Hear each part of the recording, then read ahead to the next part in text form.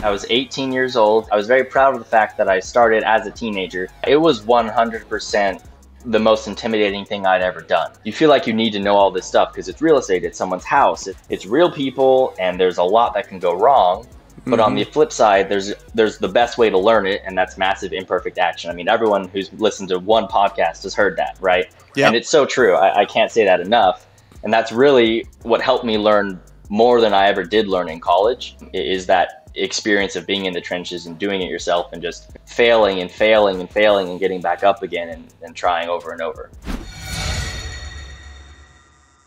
Welcome to the Wholesaling Inc. podcast. I'm your host, Brent Daniels, Mr. TTP, Mr. Talk to People, and I have a guest on here from Chattanooga, Tennessee.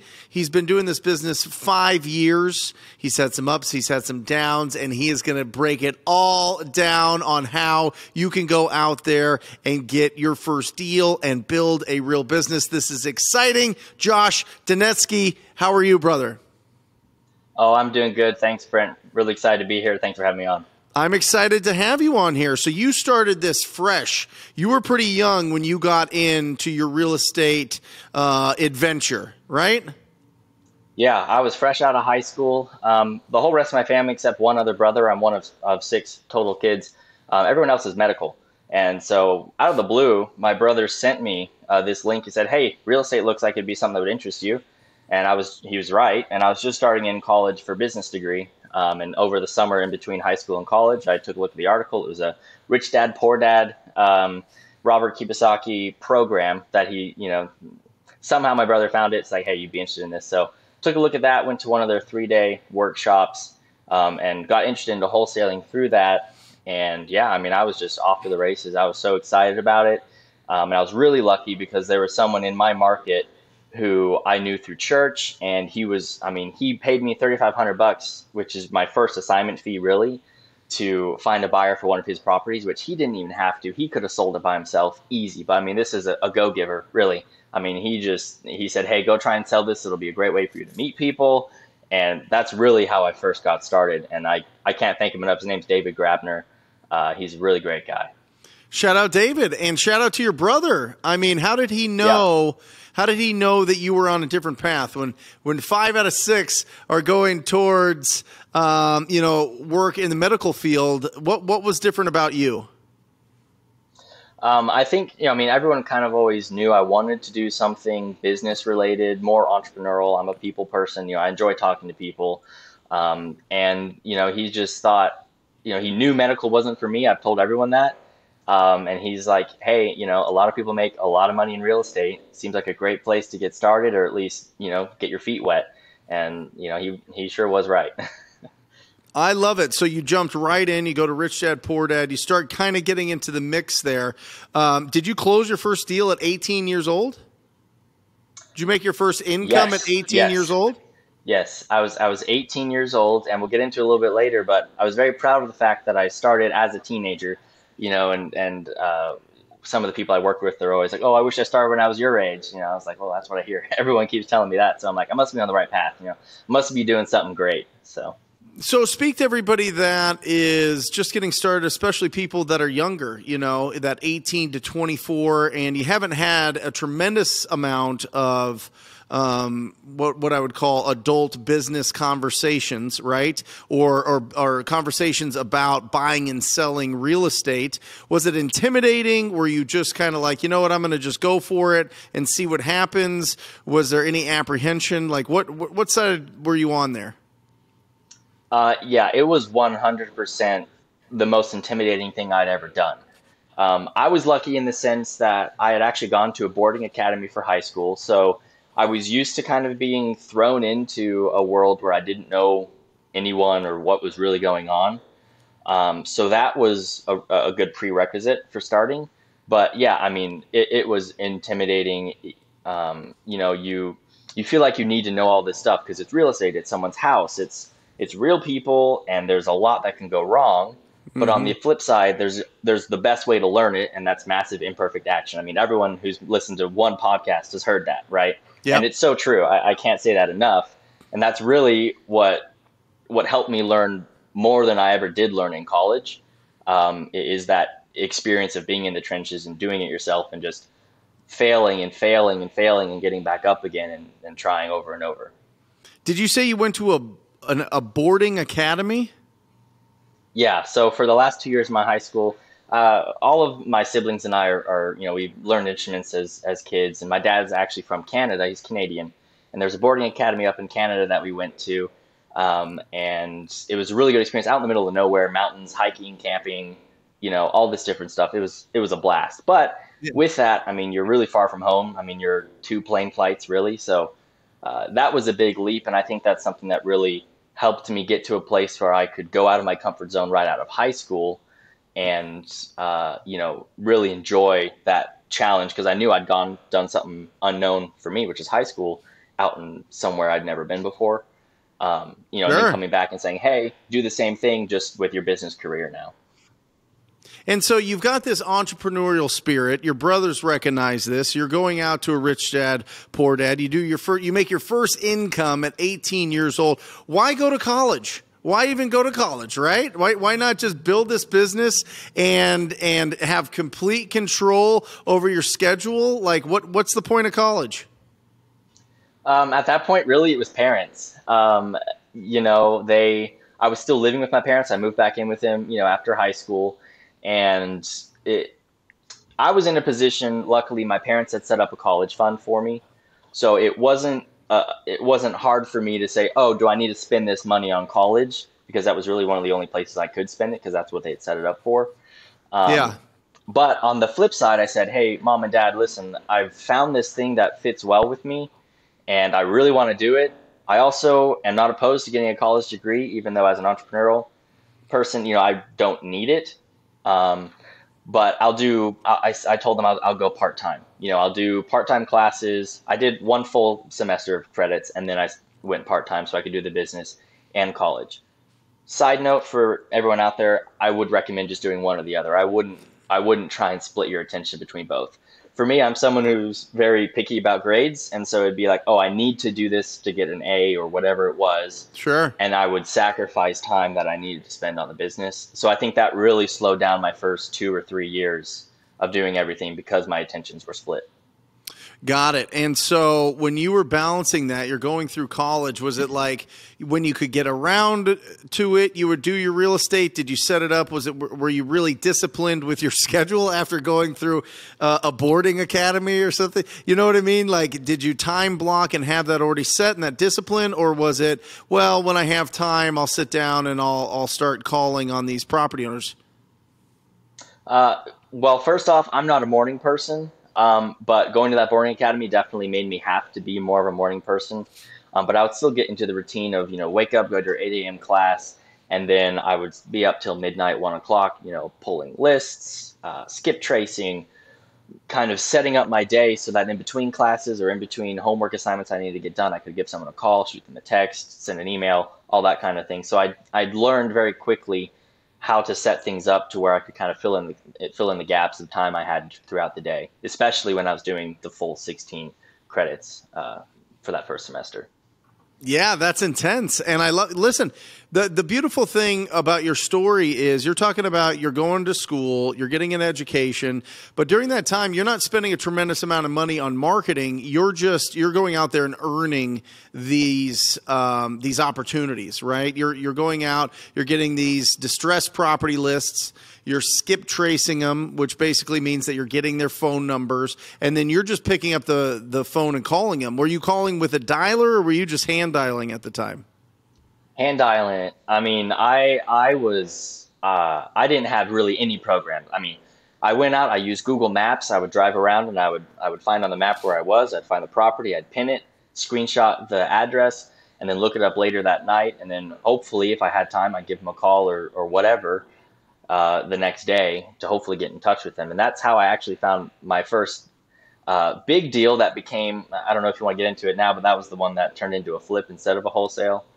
But that's how I found that Let's first get in, deal. And yeah, that, yeah. let's get right So into it. What was it, a driving for dollars list that you're talking about? yes, yep. So it was a driving for dollars list that I had started building because I wanted to start cold calling. And so I was driving. It's about a mile from my house. I was driving, and it's this really nice neighborhood. It's called Barrington Country Circle. I mean, there's for Tennessee, this is good, pretty expensive houses. For California or Arizona, wherever you go, it's a bit different. But I mean, they're $500,000 houses here, whereas the typical house is 200,000, 150, somewhere like Sure. that. 4,500 square feet. But I'm driving through this neighborhood, and before I even get there, I'm like, there's no point driving down here. There's not going to be a vacant house.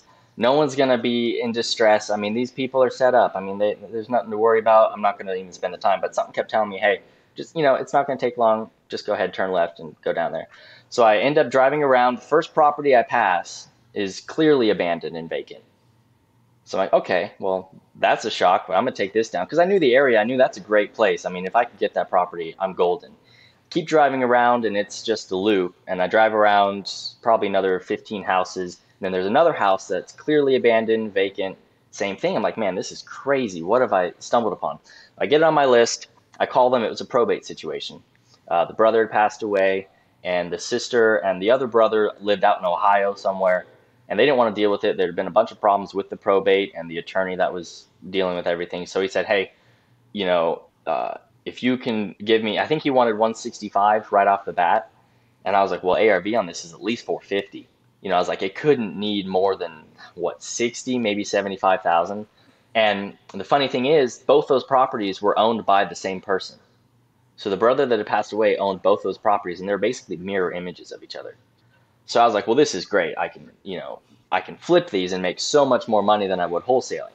Sure. I had someone on the line to buy it potentially for a $60,000 assignment fee.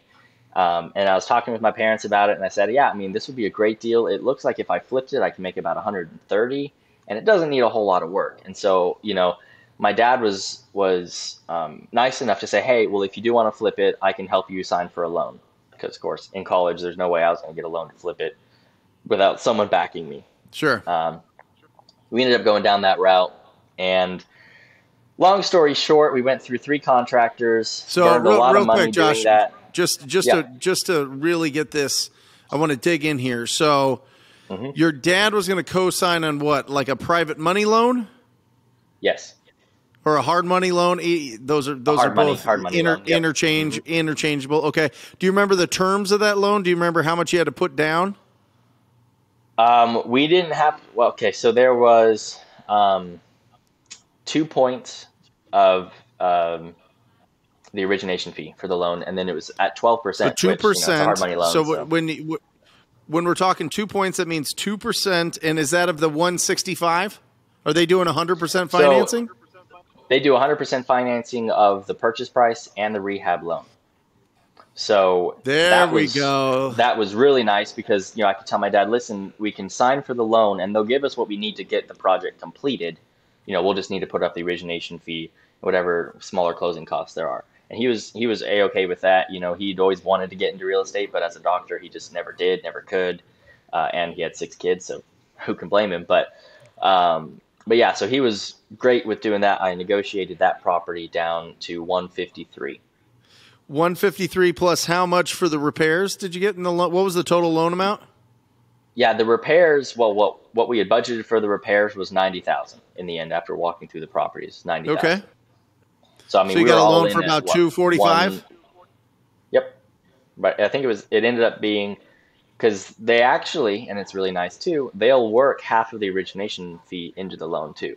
So the total loan cost was right around 253. I mean, they make it really easy, So that was really nice. So real quick, just so that everybody is listening to this understands, Josh is, how old are you at this time when you locked up this deal? 18. 18. Okay. It was right. 18 years old, finds 19. a vacant property. Finds a vacant property. Reaches out to his dad, gets co-signed on a hard money loan that is going to give him 100% of the cash. And here's the real meat that I want to get out of this is you don't need all the money yourself. All right. And I'm not just talking about flipping, because we're going to get into, what happens with this deal here and what happens with working with different contractors. But as real estate wholesalers, If you really want to feel bulletproof, you want to feel unstoppable, you want to feel like a real rhinoceros with thick skin, have the ability to close on these deals. And that's just a phone call away with a hard money lender and finding out what terms they're looking for to be able to fund these deals. All right. There are people everywhere in every state that'll fund 100% purchase price and the rehab if you get it at a significant enough discount. So now you know that you have a partner in this. You have a financial partner in this that is going to back you up. You can literally go on every appointment and say, I am a cash buyer. Not I am a wholesaler. I hope, and let me explain to you what that is and what's going to happen and kind of throw you off track here. Because all of our marketing, all of our conversations, every time we pick up the phone, we say we want to see if you would consider an offer on your property. We're looking to buy properties in the area. I'm a cash buyer. Then be a cash buyer. Listen to Josh. He did this at 18 years old, guys. I'm telling you, it makes you feel so, it gives you so much strength to be able to go in there with confidence knowing that you have millions of dollars in your back pocket available to you, and you don't have to go there and lie to a property owner and say, yeah, I'm a cash buyer, and you're not. Never do that. We're truth finders and truth tellers, right? We're truth seekers and truth finders. And I'm just telling you, it's absolutely incredible that you went and did that. So go ahead. So you got the loan. You only had to put about $2,500 down on this purchase that's going to pay for everything. And then what happened? Yeah. So, and then, we start work right away. I think the day after closing, we had our contractor in there doing all the demo, going at it. And I think by the time we started having issues with him, he had a lot of different properties that he was working on. And so funds got mingled, stuff just got really disorganized for him. And I think we were about $25,000 into the rehab with him, and stuff just came kind of to a standstill. His crews weren't showing up. He wasn't able to pay for anything. And so little old me says, oh, well, what do you need to keep the project going? And of course, with the whole draw process and everything, we did have some more funds that we could give him. He's like, oh, well, if I had $10,000, that would free up, some crews from other project. We'd get those finished and move over to yours and blah, blah, blah. So I was like, okay, great. That sounds easy enough, simple solution. Cut him a check, and they do a little bit more work, definitely not what the 10,000 should have covered.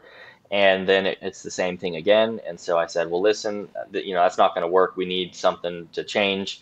And at that point, his whole company basically went bankrupt.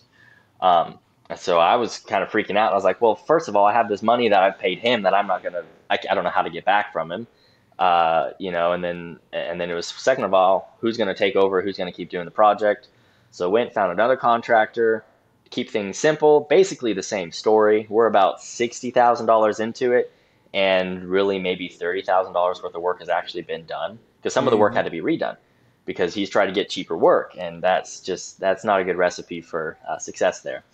So we get this third contractor who is great. His name was Rob. He comes in. First, I tell him my whole story about real estate, and he's just blown away. He's like, oh, this is great. I want to help you just because I love the story. I want it to be a successful ending here. And so I'm like, well, great, you got the job. And so, he comes in, and of course, his work isn't cheap, but I know that whatever he says is going to happen is going to happen. He comes through. And so we spend probably, I want to say, 4 months with him finishing up the project, getting it all buttoned up. It's a 4,500 square foot home. It was a big flip to take a bite out of on my first go. There was nights where I couldn't sleep because this stuff was just, how am I going to do this? How am I going to do this? Make sure this happens, that happens. And I've never flipped before. You've got inspections, all that. Anyway, so he gets the job done, and we're way over budget at that point because of the costs, the holding costs for the loan. We're probably 2 times as long on that flip as we should have been. So we're paying double the holding costs that we planned. And we have the property on the market. It's flipped. It's done. We have it on the market. It sits there for about 4 months. We get a buyer at $450. We close on the property. And let me just tell you, I was so disorganized with receipts and costs on everything that even to this day, it's still a question of whether we even made profit on that flip. A flip that we should have made at least $100,000 on. Sure. It's just, where did it all go? It was crazy. But I was very glad that my dad looked at it as just an expense of a college degree. If there was anything, if we didn't break even, and if we were in the hole, $5,000, $10,000, it's a cost of education. Yep. And as much as I look back on it and say, oh, I could fix this, this, and this, really, I'm really thankful for that experience that I had, because I learned so much of construction, of real estate, of just everything, that I really wouldn't trade that experience. And I know a lot of people say that, but I'm completely 100% serious about that. I mean, it was a game changer, quite literally, quite literally a game changer. And how many months was it start to finish that you were working on it?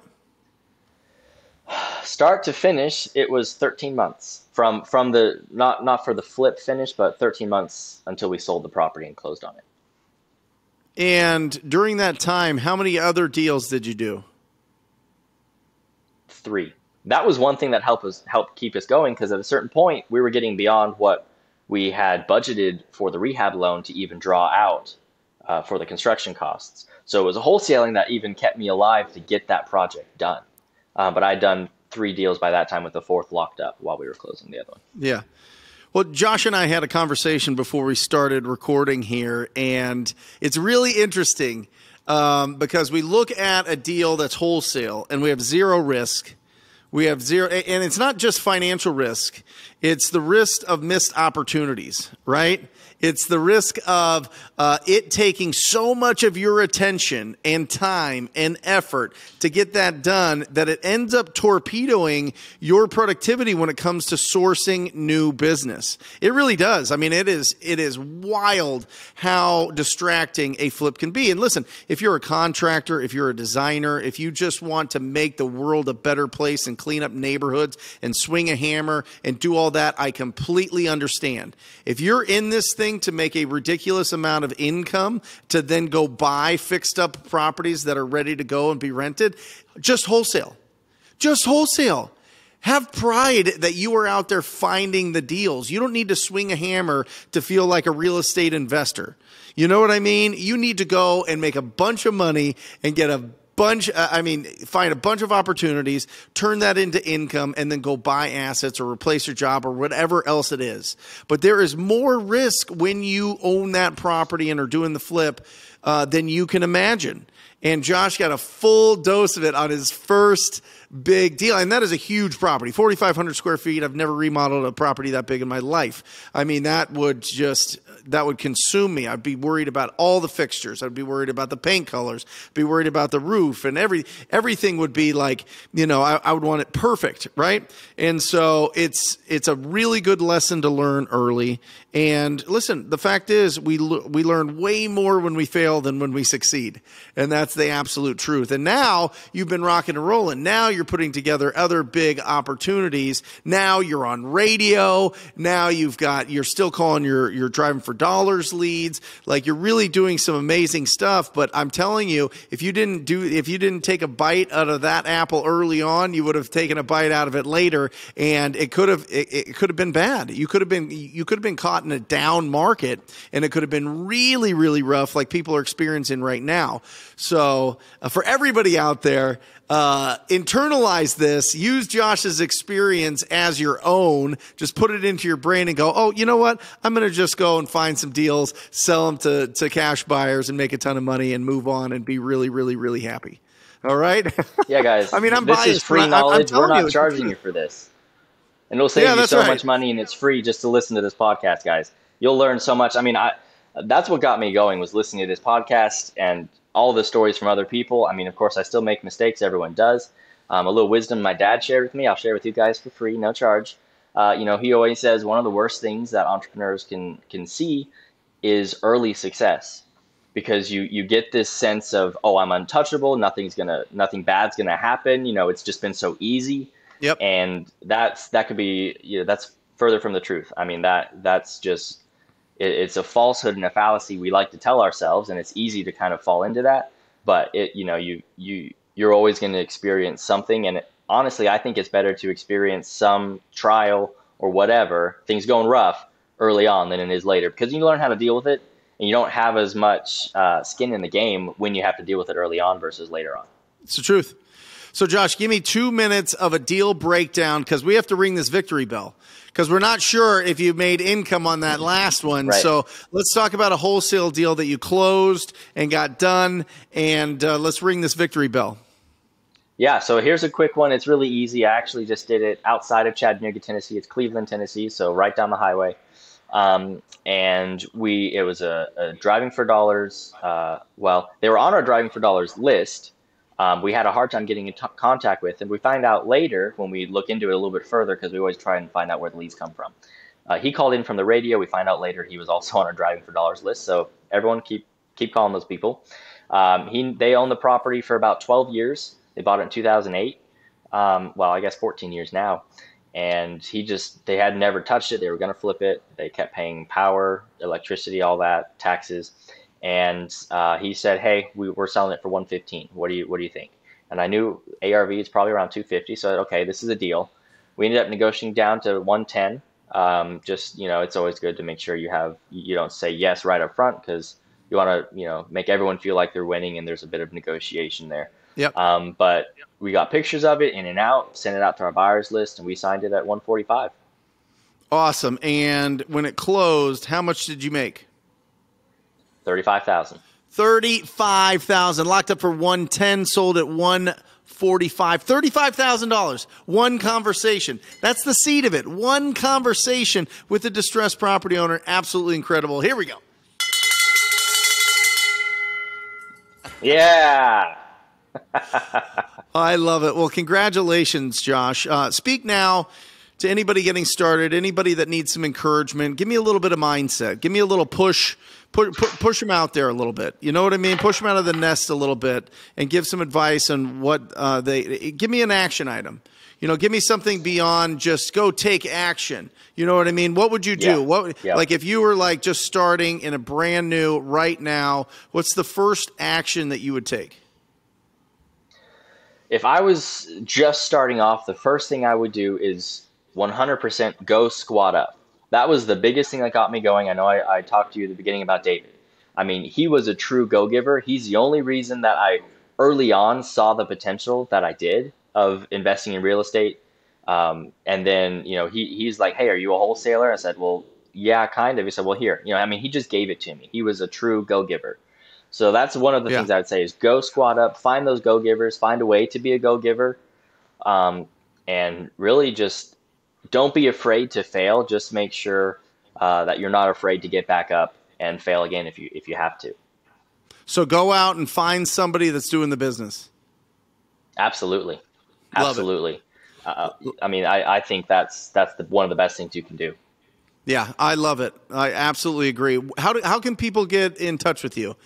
Is there a way that people can reach out and say congratulations or connect with you in Chattanooga?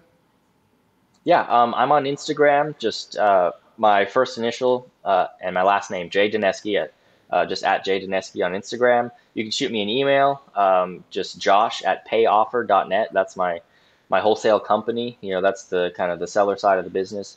So yeah, if you guys would love to meet up with you, squat up, talk shop. Yeah. I love it. Thank you so much for being on here. Such an inspiration.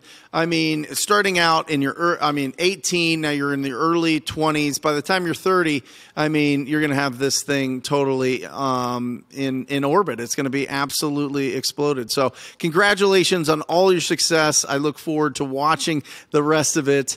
And for everybody out there, real quick, Josh talked a lot about driving for dollars. Make sure you check out Deal Machine, dealmachine.com. Use the coupon code TTP. It's the biggest coupon the biggest discount that they give is if you use that coupon code TTP. And if you're interested in squatting up with the most proactive community in real estate wholesale, in real estate investing, it is the Rhino Tribe. Go to wholesalinginc.com. Go to wholesalinginc.com. Check out what it's all about.